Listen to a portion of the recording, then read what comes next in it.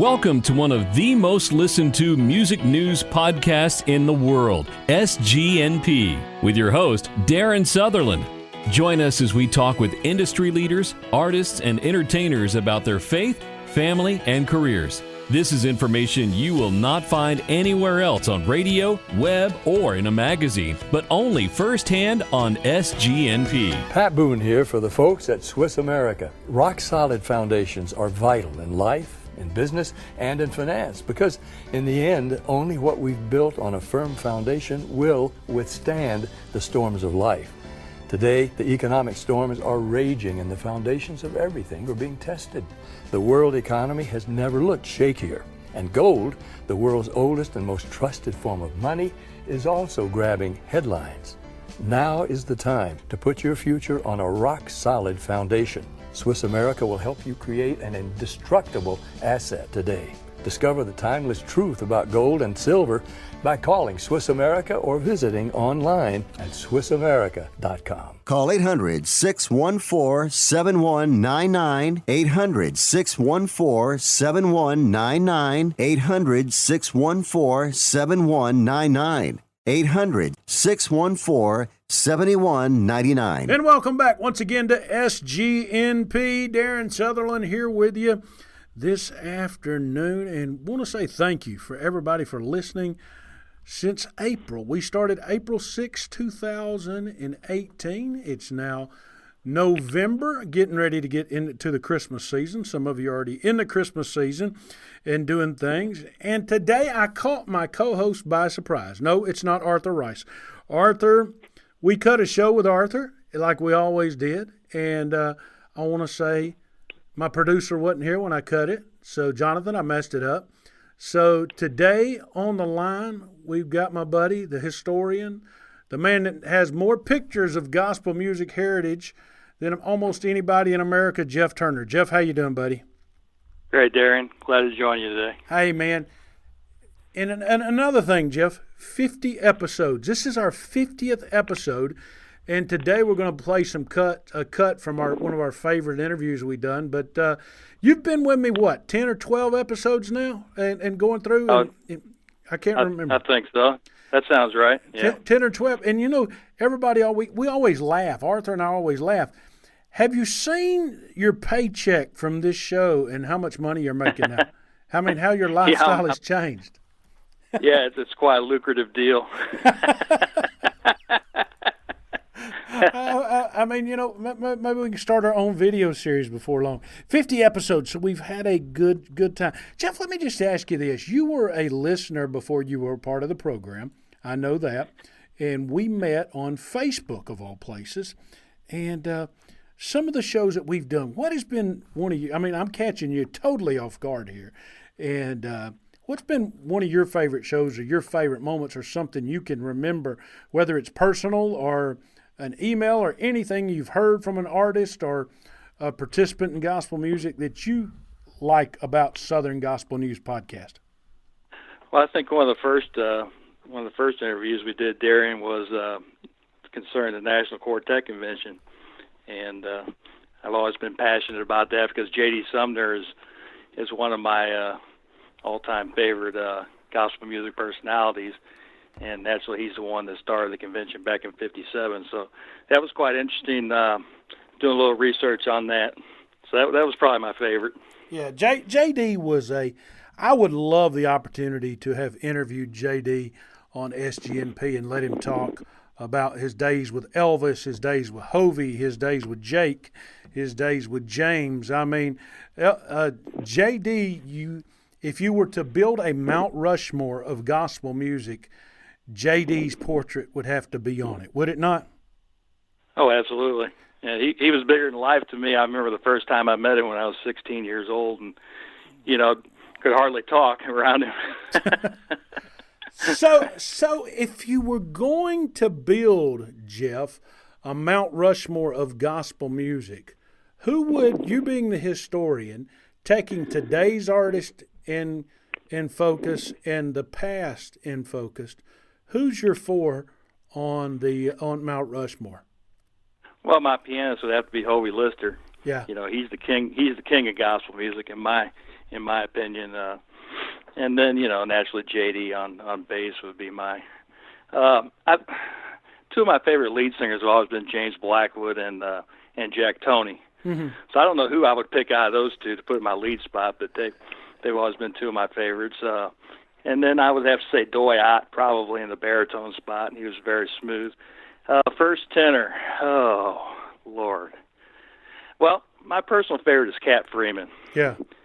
I don't know how many people have ever heard him sing, but he had quite a unique voice. Naturally, most people know that he was Vestal Goodman's brother. Yeah. But I would say either him or Bill Shaw. Yeah. Of the Black Brothers. Nice. So. Nice. I would have to go. I would put a little bit more contemporaries on there. I would have to start with Hovey. Okay, Hovey would have to be on there. Okay, JD would have to be on there. Okay.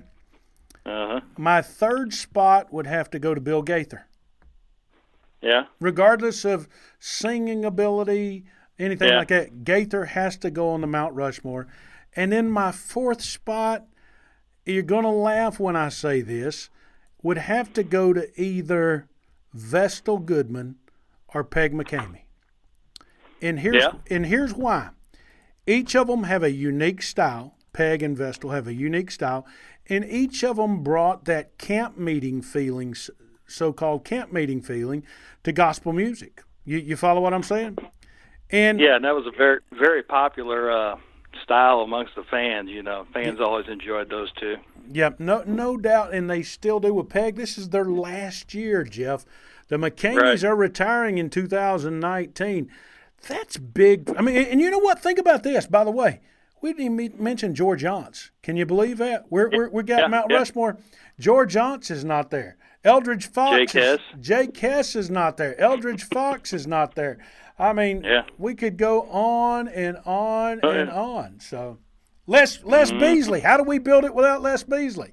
You tell me that. So it's hard to narrow down, that's for sure. It is hard to narrow it down. Today is our 50th episode, so it's great that we're talking about folks from the past. We're going to take a quick break right here, Jeff, and we're going to hear some snippets from an interview. It was one of my favorite interviews that we did with Peg McKamey a while back. And I don't know if you got to hear that Peg McKamey interview, but she tells some interesting personal stories about her kids, her life, her daughter, and we didn't talk about the retirement yet because we didn't know about it at that point, but we'll get that before long, I'm sure. But here's our interview with Peg McKamey right here on SGNP. This is Byron Dobbs of WLJA North Georgia Gospel Home, and you're listening to Southern Gospel News Podcast. Is someone you love playing a dangerous game of Russian roulette? Hey, this is Darren, and I'm going to tell you some personal information. I've got dear friends who are addicted to methamphetamines. I've got family members who overdosed from heroin and passed away. I've got relatives who suffer alcohol addiction and are alcoholics. You've heard from Russ Taft talk about his problem with alcoholism. Addiction is a scary thing. Anywhere in the country you think about it, addiction's a big problem. Right now, the Addiction Hotline wants to help you and your family. And with the new federal Family Medical Leave Act, you can get the help you deserve. Call the Addiction Hotline today, 1-800-980-1761, 1-800-980-1761, and talk to them about the help you, your friends, or your family may need. Heck, over 43,000 people die every year from drug overdose. 88,000 people die every year from alcohol abuse. 1-800-980-1761. 1-800-980-1761. If Russ Taft can stand on stage and then later admit, hey, I've got a problem with alcoholism, you can too. Get the help you deserve, and I promise you, your heart will be so much happier for it.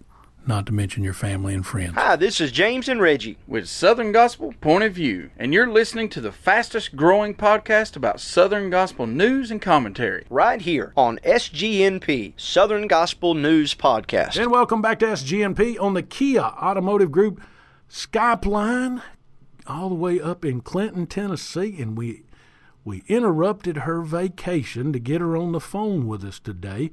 Miss Peg McKamey. Miss Peg, how are you today? I'm doing great. Oh, it's so good to be with you today. Well, thank you, ma'am, and I'm sorry we interrupted your vacation up there in the mountains and at home. You just staying at home for your vacation, huh? Yes, sir. And it's not a problem. I'm enjoying it. I've been on. We went out to Colorado last week and sang outdoors. I mean, in the southwest part of Colorado in Ridgeway, and it was 30 hours driving home Saturday after the sing, and already I'm missing going out and singing, but I'm going to stay home this week like we're supposed to on vacation. Got a couple questions for you, and about the McKameys. We've been blessed here on SGNP to talk to a lot of different folks, and quite frankly, you know, you are a legend in the field of gospel music. I mean, people, when you mention Southern gospel music, you can't help but mention the McKameys. You started way back with your sisters, your biography says in the 50s. You were singing with your sisters. You married Reuben. The families continued. When you started, did you ever think things would blossom to this level? Never in a million years. We started with one song. My sister Dora said, I'm singing a song in church tomorrow, and this was on Saturday in her kitchen, and she said, I want, Carol, I want you to sing with me, and here's your part. And then she said, and Peg, here's your part. So you two are going to help me sing this song tomorrow in church. And from that, we sang, in someone else's church. We sang in local churches all around here. People came in from Florida to hold the meeting and a revival from Ohio and Indiana. Folks started inviting us all over the country. And in 1980, Reuben said, we've got to do something. He had a flourishing business, and he said, we've got to either sing or I've got to work my business. And we decided, by the help of the Lord, to go full-time. And he dissolved his business. He built houses. He had just sold 2 and had one for sale. And the real estate company, they rented that house until it sold. And he didn't lose a penny. And about that time, the marketing for houses, it fell to the bottom. And God showed up again in the McKamey's life. And he has showed us this is the way he chose. And so full-time since 1980, the McKameys are still on the road today. How long have you and Mr. Reuben been married? The 29th of this month will be 59 years. Wow. Wow, that's what I said. We were just teenagers, and even in our early years of the marriage, still teenagers. So we really didn't know what we were doing, but the Lord has helped us, and we're still together and still in love, and sweethearts. Yeah. I know this from hearing your story and hearing you on stage at different parts. Your 2 daughters sing with you today. But Connie and Cheryl. Connie and Cheryl. But you also have, am I wrong here? And maybe I missed, if I'm wrong, I'll apologize. But don't you have 2 adopted sons? We do, and they don't sing. Right. One can sing. He plays the piano, but he lives in Knoxville. He's married and has 1 child, giving us a daughter, granddaughter. Yes, ma'am. And the other one is not married presently. He's in Illinois and has been there for years. I haven't seen him. None of us have seen him except, by video. Right. In several years, and so he doesn't have any children. Right. But he's in Illinois and has been for several years, and happy and healthy. Both of them are. Right. And let me ask you this about adoption. Is it different being an adopted parent rather than a birth mom?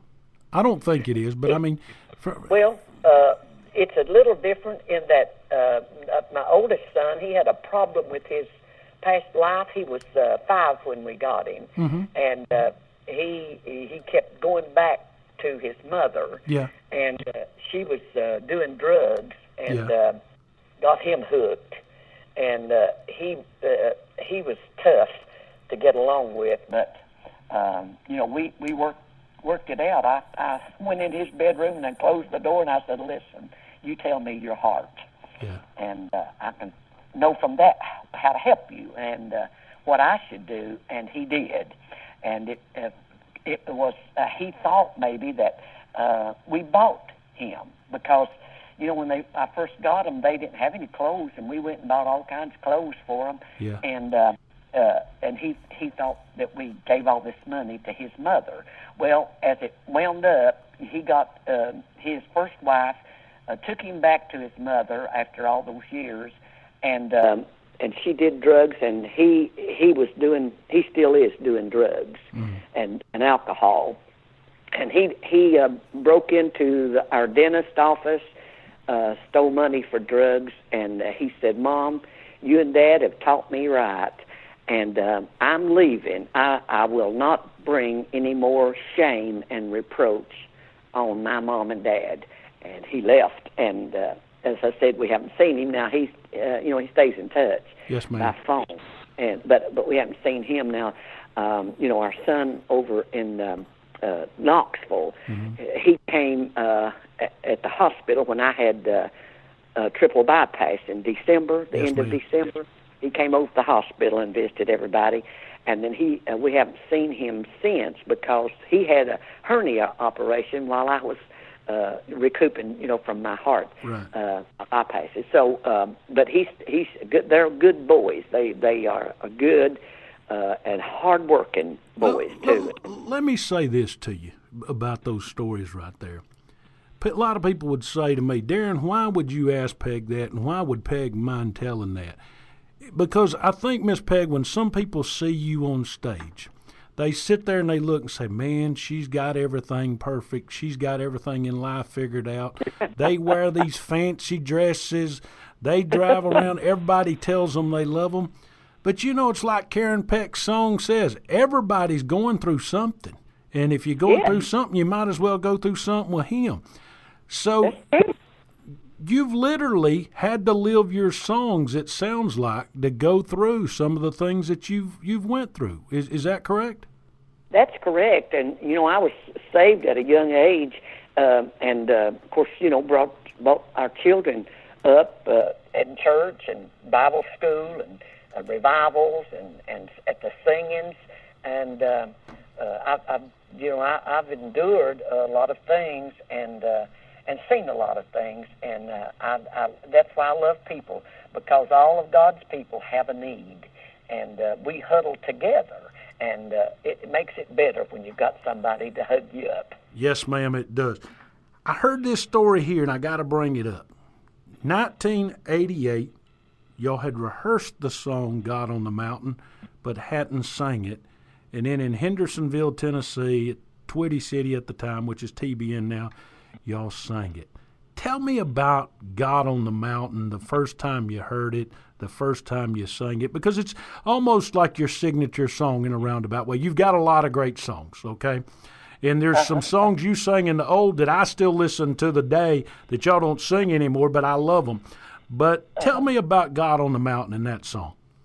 I'll be glad to. We're doing our second live project in Hendersonville with Morning Star Records, Eddie Crook, and we decided we had the date and all, and we had very few songs. I think 6 or 7 songs to do, new songs, and that we'd rehearsed and knew pretty well. But we needed more songs, and my friend in Chattanooga, Doris Evans, sent me a tape, a preaching tape, because I love preaching. Reuben's dad was a preacher, my dad was a preacher, and so I love to hear preaching, good preaching. And so she sent me that because she knew I'd love it. And there was a trio that sang this song, "God on the Mountain." And so I showed, when we needed another song for that live project, I showed it to the family, and Reuben said, we best not do that, Peg, because we don't know it. And it's hard to deliver a song you don't know. Right. And so, but I said, what else then are we going to do? We can't just do a live video with 6 or 7 songs. And so he agreed we could do that. And we went and rehearsed with the band. Yeah. And then went to the bus to dress and get ready. And I became very sick, just like sick at my stomach. Yeah. And I laid down a while and talked to the Lord. And we started the taping. And I'm telling you what, when we got to God on the Mountain, that place exploded. Yeah. There was more people needed that than just me. Yeah. And my family. We needed that song to realize, hey, God is God in any circumstance, and God has used it, to bless and help others. And for that, I'm grateful. And I'm thankful to my friend for sending it to me. I'm thankful for the writer. He told us that he wrote that song in about 5 minutes. Yeah. And he also is a preacher. Yeah. So anyway, it's been we have to sing that every night. Yeah. And we don't mind at all. I mean, the song, I've often said to people about the song when they ask me about the song, it's so simple, yet so deep that it transcends time. You follow me? Sir. Yes, sir. I sure do. It's the song, all right. God's blessed us with a lot of great songs.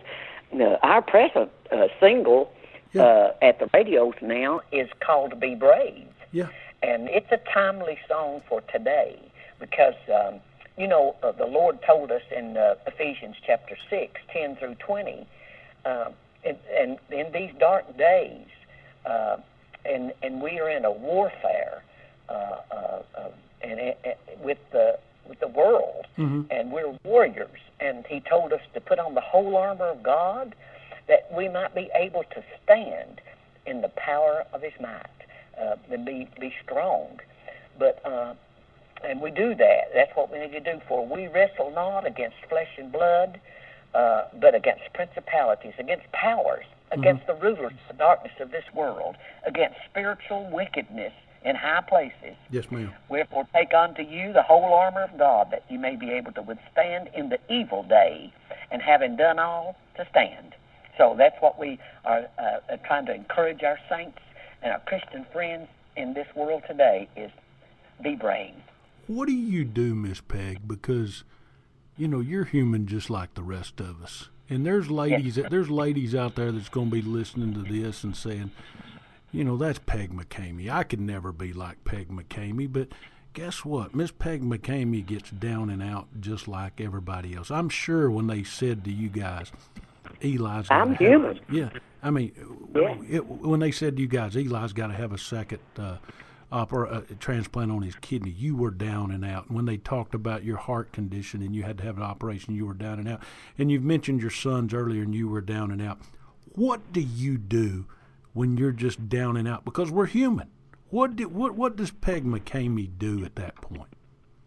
I stay a lot on my knees, and I keep my nose in the Word of God, and that strengthens me and encourages me.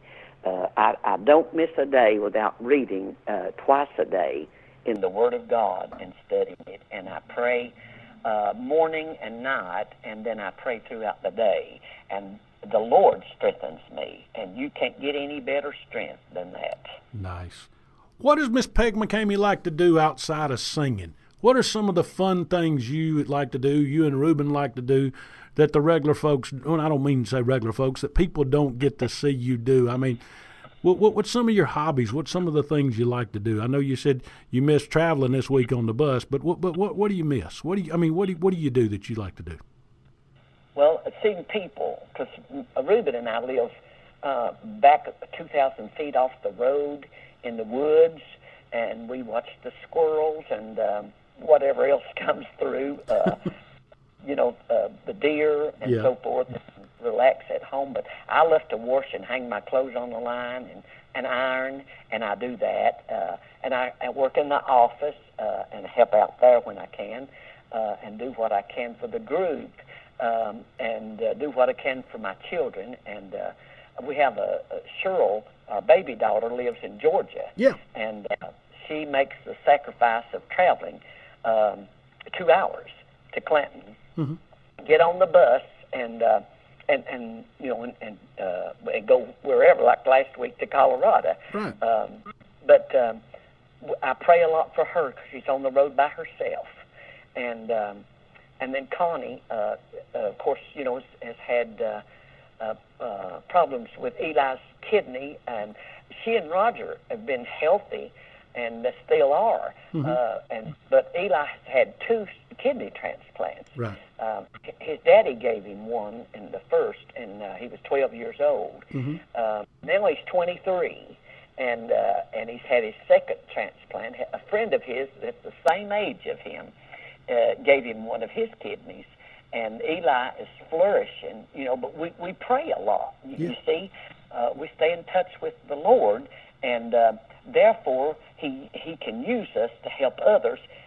Well, we've been there. We've been a lot of places. We've been to the hospital. We've been to the funeral home. I had my oldest sister's only child died in his sleep at an early age, and we buried him the first week in May.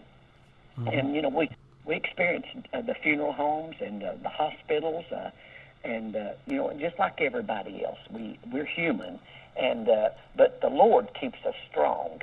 And the message, like I said, we listen to preaching by tape, on the radio, and in person. And our pastor, Brother Mike, he's a great preacher, and we hear him on most every Sunday. Yeah, that's what I was going to bring up next. I hear you guys make it a point not to take bookings on Sundays. Sometimes you do, some major events you've done through the years, like Hiawassee and other places like that.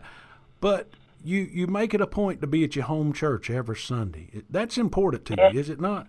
Well, that's it. You're exactly right. And now that Cheryl's husband is pastor there in Chickamauga at the Oakwood Baptist Church, and we try to get her back home because she sings in the choir, and her son leads the choir and the band and all, and so that's something we like to do, is to get home for church and relax and refresh ourselves with his people. So, we have a good time. We don't have to sing, just sing with the choir if we want to, that sort of thing. But we worship, and I believe that pleases our Lord. Job, in all of his affliction, he talked to the Lord, and he got confirmation from the Lord. And so you need to stay in touch with the Lord. That's it. Let me ask you a couple more questions, and we'll get going, because I know you're on vacation. You want to go hang your clothes on the line today, because it's probably I've got some to hang on. I do.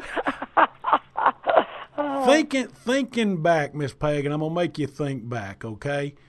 Okay. And looking around at all the places you've been, have you ever just got on the bus and looked at Reuben, looked at Connie, looked at anybody, your sister Carol back when she was with you, and you looked at them and you said, and can you think of a time where you looked at them and says, wow, how did we get here except by the Lord? And where were you when that happened? I mean, in a situation that man may have planned, but God took control of, so to speak. You follow what I'm saying? Yes, I know that. I know that feeling, and it's a warm feeling. Right. It's a hug from the Lord. Yeah. And I'm a hugger. Yeah. So I know a hug when I feel it. I hug people that stiffen up. They're not huggers. I can tell right off, but I'm in the hug of the Lord Jesus Christ. When I found myself lost and could only see hell, I was tormented day and night during that time of conviction. And then I finally surrendered to Him and gave Him my life at a Bible school morning. Actually, it was before noon. And I came to him, and I felt like I was no good. I mean, I was absolutely at the bottom. Amen. And the preacher opened God's Word, and he began to read. He read like this: "For God so loved," Peg. Whoa, you talk about exploding. My heart did. He loved me that he gave his only begotten Son for me, and I've never gotten over that. In all these years, I might have got dim, but I'll tell you what, it's still exciting today when I think of it. When Reuben sings something worth saving, I melt. My heart melts again because I go back to that altar where I was on my knees as a little girl, and I found that I didn't have to go to hell, and I've been excited ever since. I tell you, the Lord's been good to me. No doubt. No doubt. Last question for you, and we'll get off here. What's retirement look like to Peg and Reuben? And have you made any plans or any thoughts of that? I mean, you've been married there, you said 59 years. Yeah. And you've got, and you see some of your friends, I mean, y'all do what, 150 dates, 125 dates a year, traveling on the road. You've had some health issues yourself. Have you thought about retirement at all? Have you thought about backing off some?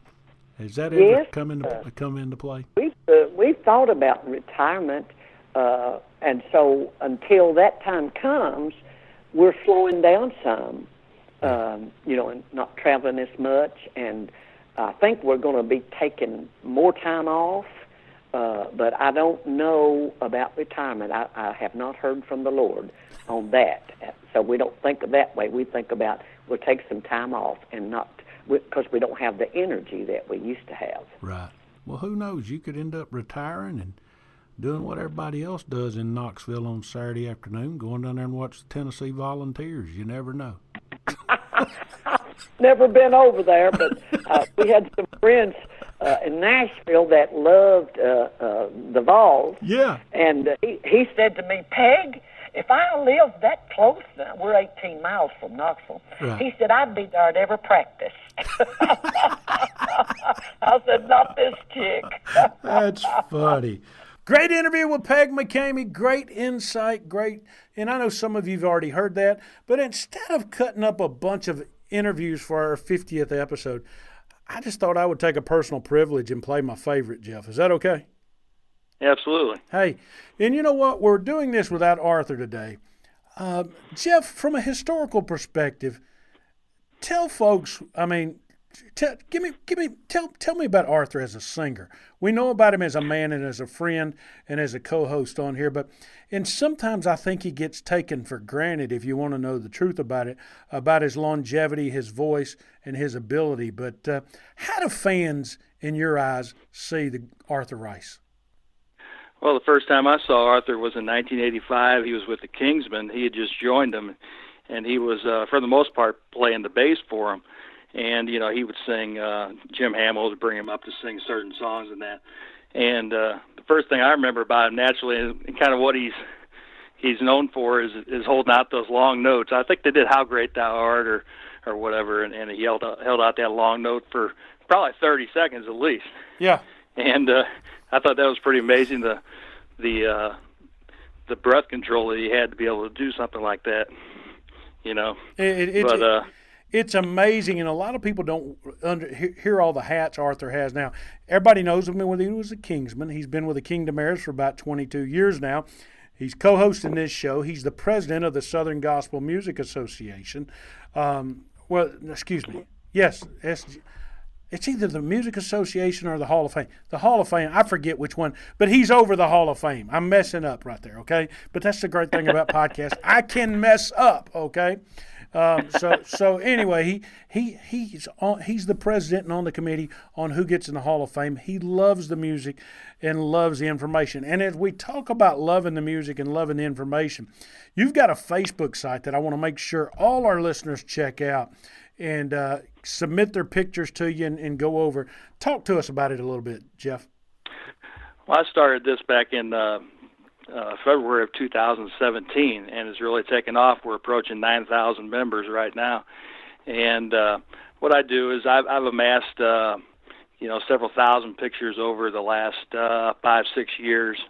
and I'd like to post them on there and for people to see and to share them, and maybe it's something nobody's seen before, or maybe a group they've never heard of, or matter of fact, last night, talking about Arthur, a gentleman posted a picture of the Kingsmen Quartet for 1960, and there aren't many photos I haven't seen, but I have never seen this one before, and kind of took me by surprise. But so y'all tell Arthur about that so he could check that out, because I'm sure he'll want to see that. I'm going to tell you about a picture that I laughed about that was posted not too long ago. That we've got Ivan coming up on a show coming up, but you posted an old picture from about I guess the picture, I'm going to say it was in the early 80s is when the picture was taken, but it was when River Song had signed Gold City. And it has Brian Free, Gary Jones, the piano player, Tim Riley, Ivan Parker, and Mike Lefevre. And do you know what I thought was interesting out of that picture? Can I tell you? What's that? Riley didn't have a rug on. No, he did not. We'll leave it at that. We'll leave it. That was a hot group at that time too. I mean, they were on fire. They were at the top of their popularity.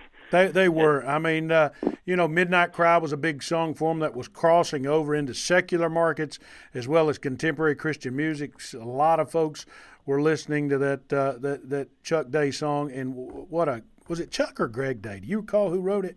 Greg. It was Greg. I think they co-wrote it, if I'm not mistaken. Yeah, Chuck and Greg Day. They've got a gospel country group called the Days that I think is still out performing now. But they wrote that song Midnight Cry, and been a great, great, great song for years. And Jonathan Wilburn did a great job with that song. But Ivan kind of owns that song. Don't you agree? Oh yeah. No doubt. Yeah, and I think if you put and talk top 10 songs of all time, I think you'd have to put that in there. Yeah. What is, in my opinion? What is your favorite song of all time by a male or a quartet? Boy, now that's that's a that tough one caught me off guard. Yeah, that's my job. That's my job, Jeff. I love the old. I posted a picture of Vep Ellis a while back. He was a great songwriter from the 40s, 50s, 60s, and he wrote a song called "I Know You Heard My Prayer," which Kingdom Heirs brought out on an album a few years ago, and the Statesmen just did a great job on that song. That's one of my favorite older songs. I'd have to say "Midnight Cry" is probably one of my favorite modern day songs. Great song, great song, and if I can't answer that question either. I guess my favorite song, and you're going to laugh when I say this, but my favorite song is the song comes off the album that got me hooked on gospel music.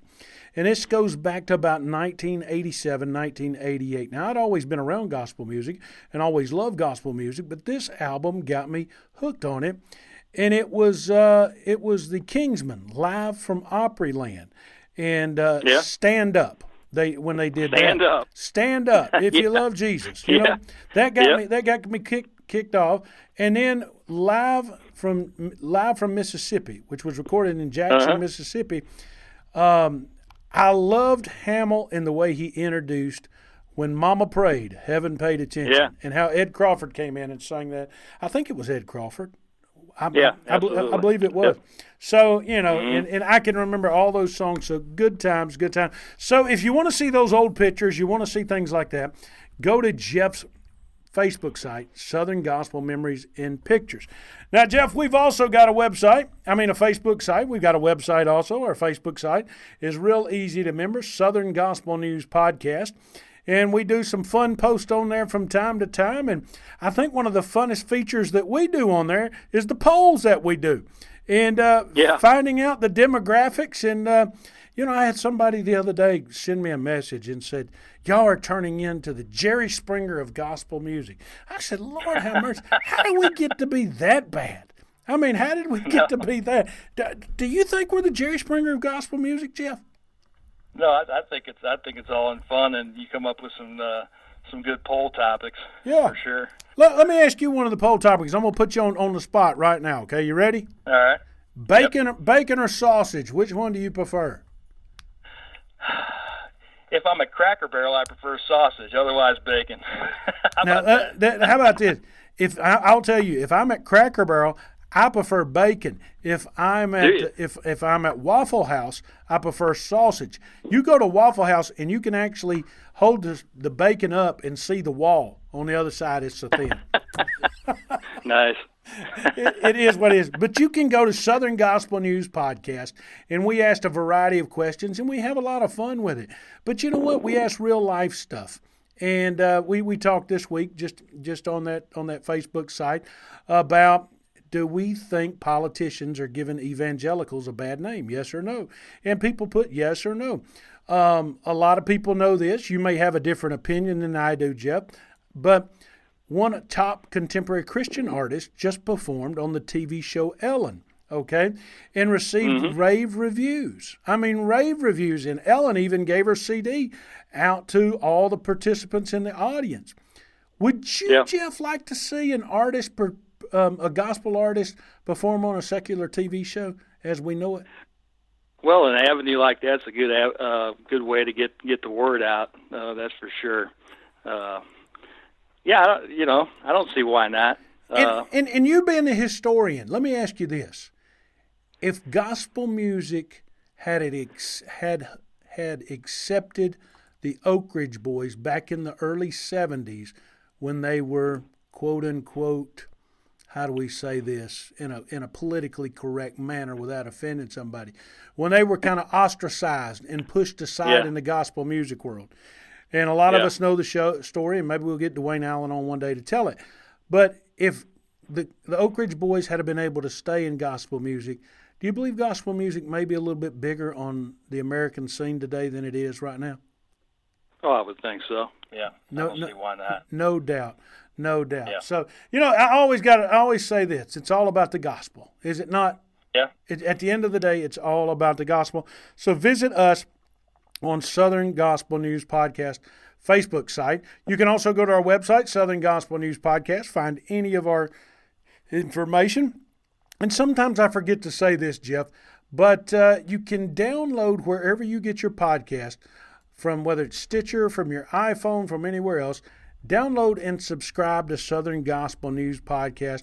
We've had some great shows, Jeff. We're going to continue having some great shows. And like the ones you heard from Peg McKamey, we've had Michael Booth, we've had Maurice Templeton, we've had Ed Leonard, Chris White. I mean, inside the Beltway folks, outside the Beltway folks, Rob Patz, Jeff Steele was with us for a while, Karen Peck. I mean, the names go on and on. It's a who's who of gospel music here in Southern Gospel News Podcast. And you know what? We're lucky, Jeff, are we not?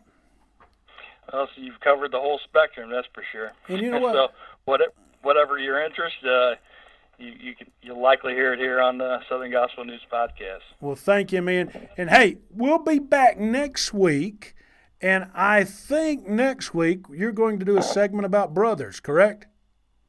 Yeah, I'm looking forward to it. All right, buddy. We'll talk to you soon. Make sure you subscribe. Make sure you go to our website. Make sure you go to Jeff's Facebook page. Make sure you go to our Facebook page. Make sure you call our sponsors. Take those 800 numbers down. Call them and check them out. That's how we make money, folks. That's how we keep this thing alive.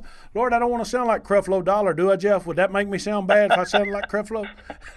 No, you're good. You're good. I would. You know what? I told somebody the other day, if we get to the end of the way and all this has been a joke, I can always say that I've lived a great life being a Christian, okay? But if we get to the end of the way and we're coming in reincarnation, I'm going to find you and I'm going to be a TV preacher. How about that? There you go. Sound like a plan. All right. Hey, Jeff, one other question before we get out of here. What's wrong with living right anyway? Nothing. There you go. We'll see you next week on SGNP. SGNP is excited you chose to listen today. If you'd kindly leave a remark and rating in the podcast remarks section, we surely would appreciate it. Please share with a friend or family member. Look for us on Facebook, Twitter, and our new website, southerngospelnewspodcast.com.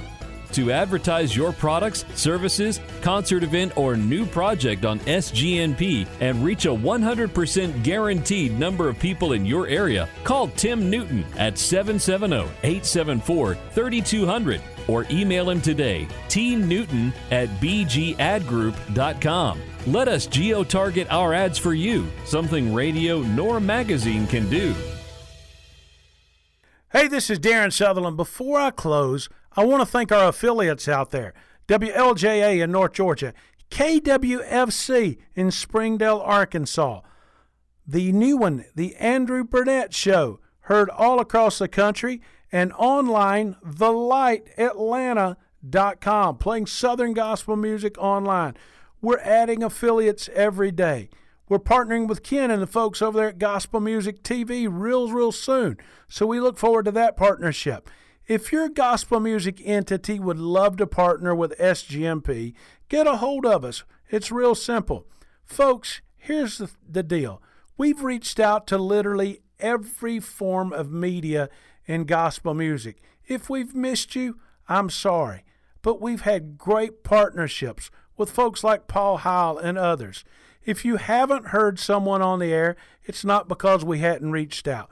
We hope everyone is successful, no matter if they're a radio station, a magazine, a website, a group, whomever it is.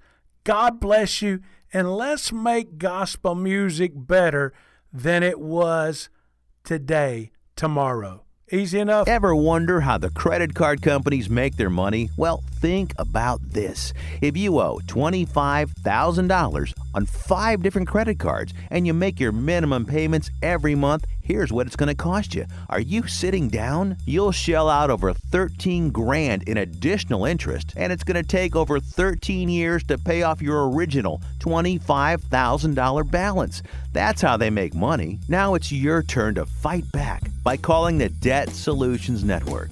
We'll work on your behalf to reduce your debt. We specialize in credit cards, retail store cards, and medical bills. We promise we can and will reduce your debt. Call right now for a free 15-minute debt analysis. 877-490-1207. 877-490-1207. 877-490-1207.